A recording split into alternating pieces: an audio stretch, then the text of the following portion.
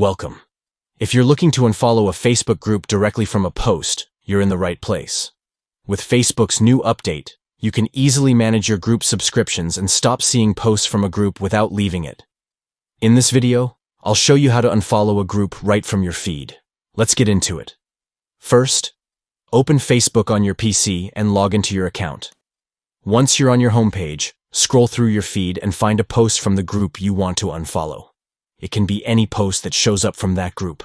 Once you've found the post, go to the top right corner of the post where you'll see 3 dots.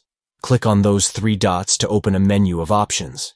In the menu that appears, look for the option that says Unfollow Group Name. This is the option you'll want to click on to stop seeing posts from that group in your feed. Once you click on it, you'll no longer receive updates from that group, but you'll still be a member. And that's it.